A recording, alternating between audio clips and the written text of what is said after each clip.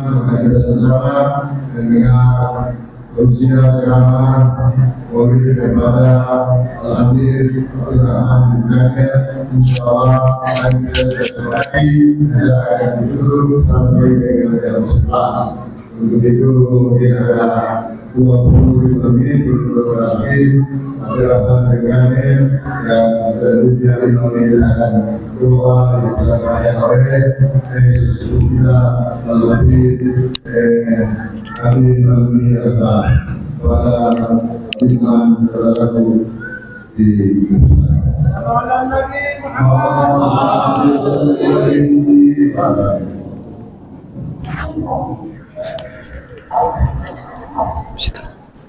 Assalamualaikum warahmatullahi wabarakatuh.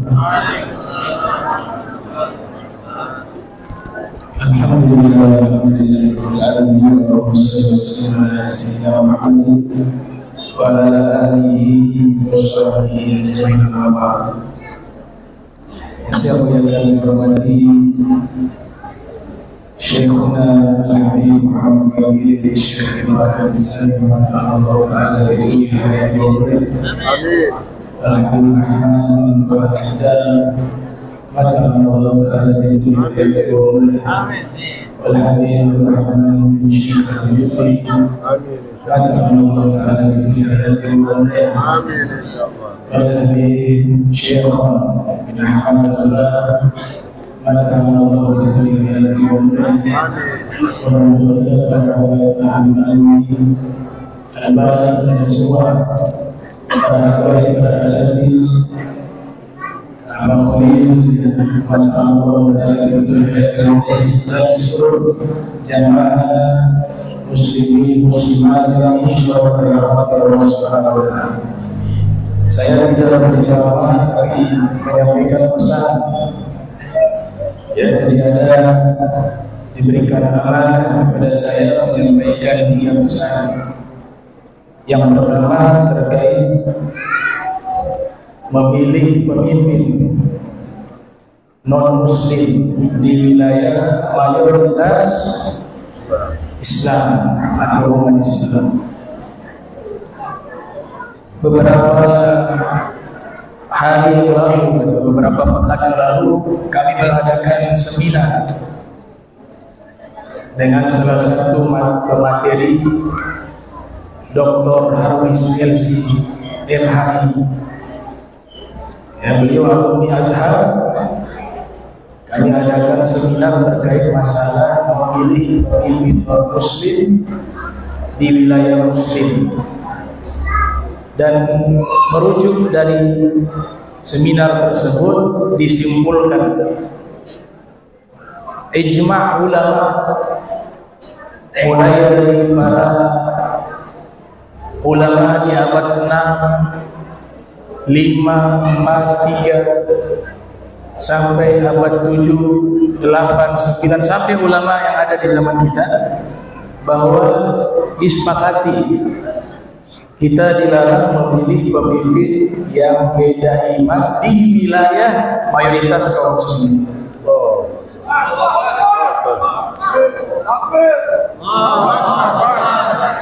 Dari itu bisa dilihat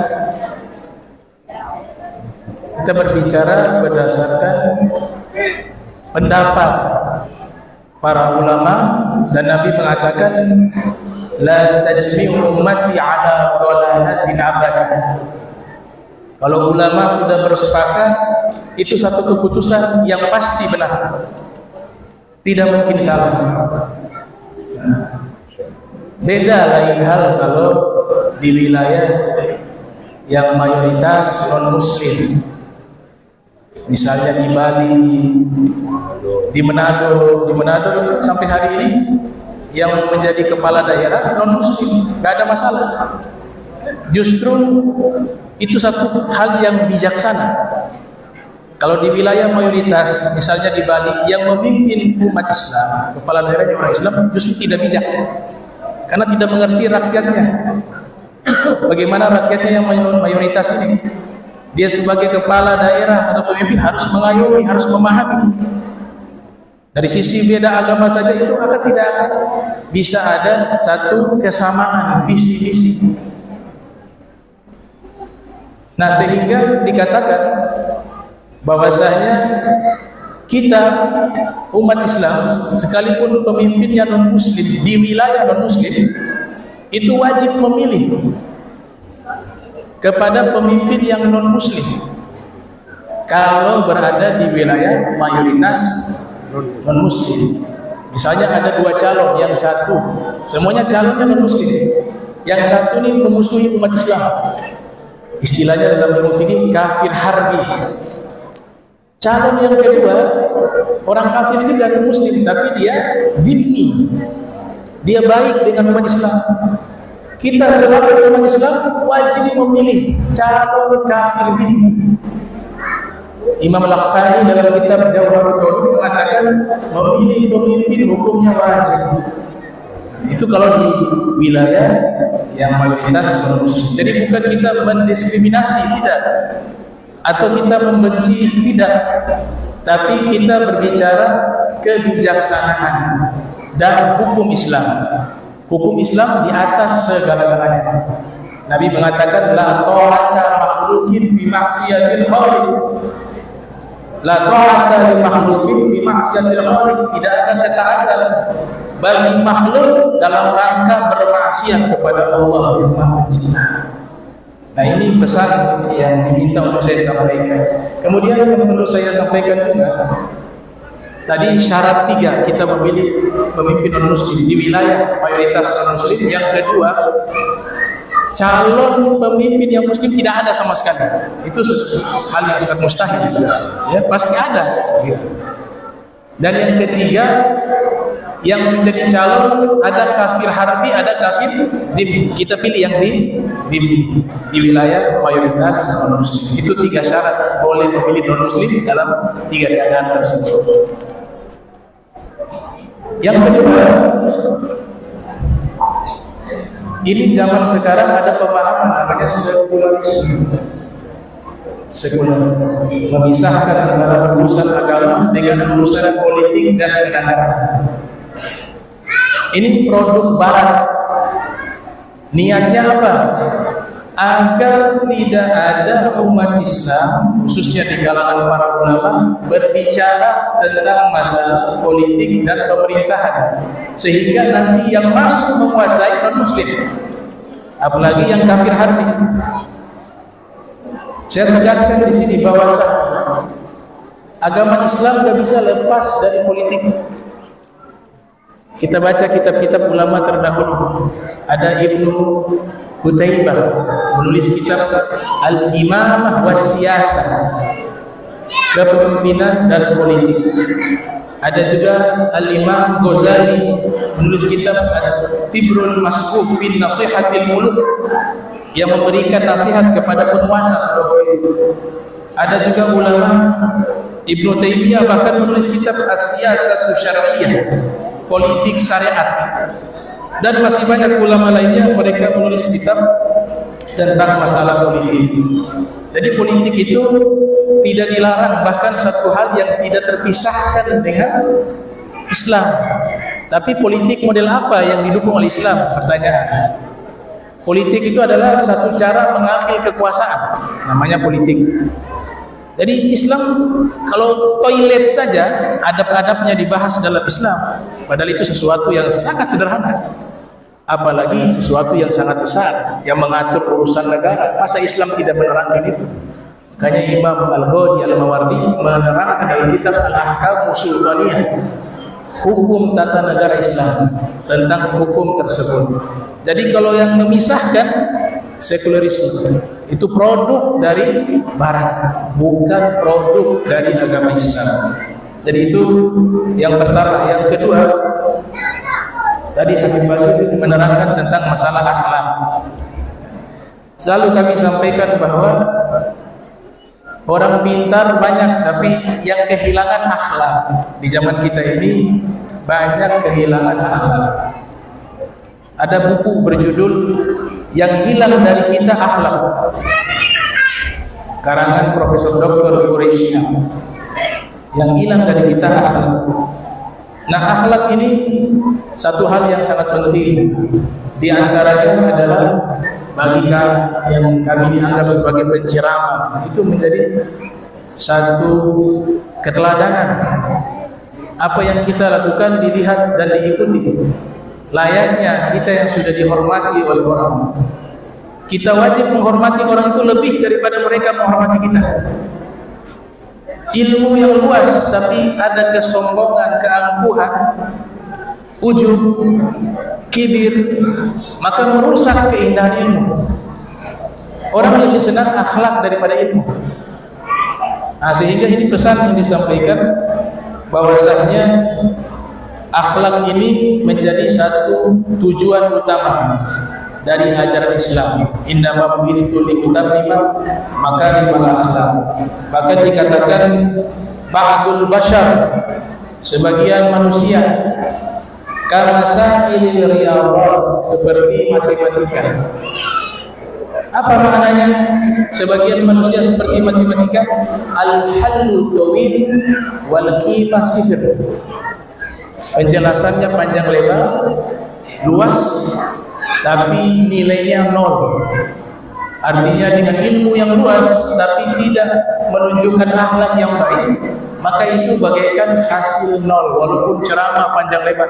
Karena yang dilihat oleh umat yang pertama adalah perilaku, bukan apa yang diucapkan.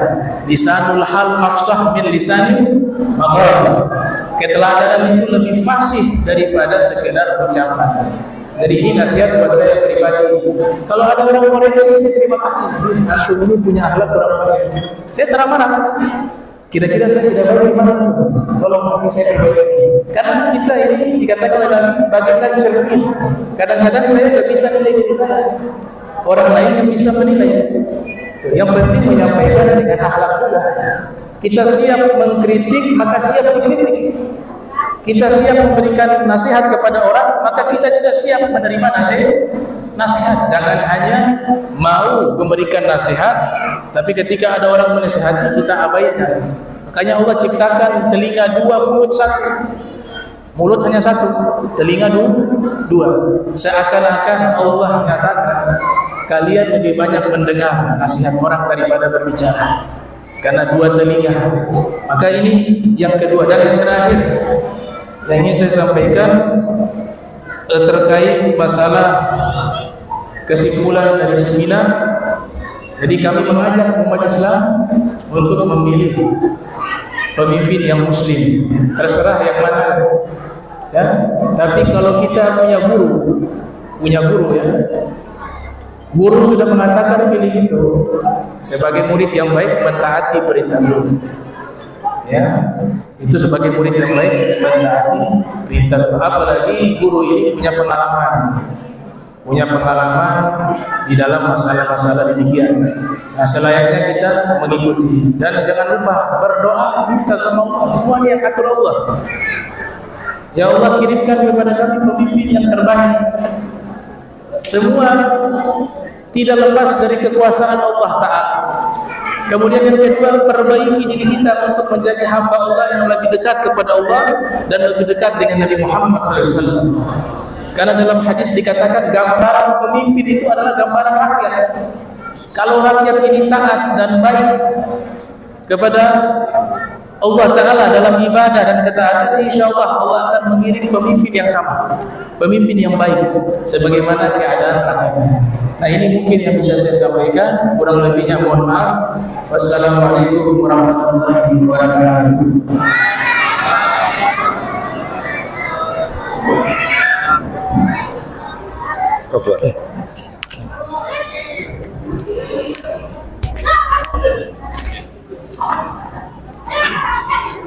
Syukur jazil jazakallahu khairan katsir hadir teman dengan kita setelah menyampaikan kisah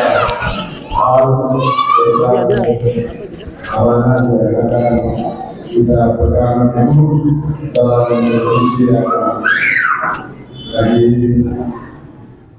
tega-tega berkata beliau pemimpin dengan hal yang tadi di daerah muslim, dan satu lagi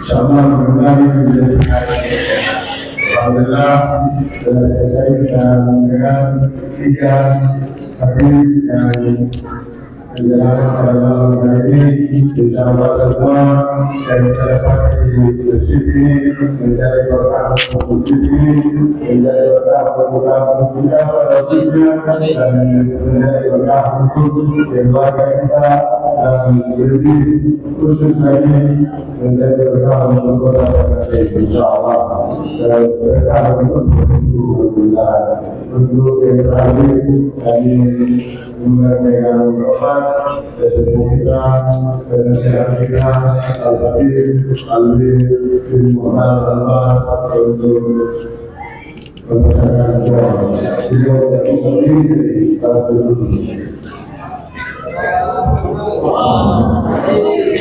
Assalamualaikum warahmatullahi wabarakatuh. Sebelum baca doa, saya ingin tambahkan sedikit doa. Kita sementara ini hidup dalam akal, tidak ada iman ini, tidak nanti. Kalau kita cinta sama guru kita, malam hari ini juga komitmen. Malam ini pulang bersama semua keluarga. Ya. Untuk kita yang program Sabina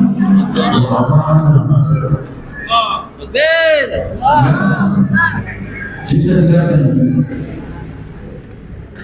Saya dengan Mubarak anak Mubarak awal pun dia Mubarak internasional belajar ke sana di satu posisi.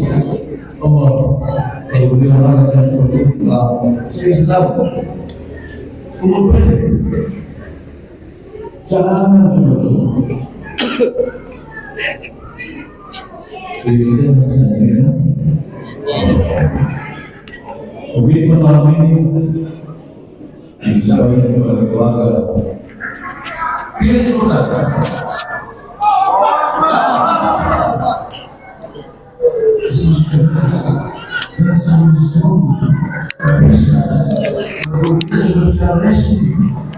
Sudah sebarkan videonya. Kemudian kalau sekarang dua kegagalan, ada semua pun terus lagi. Sekarang juga. Kita semua Tuhan setiap nama sampaikan. Saya juga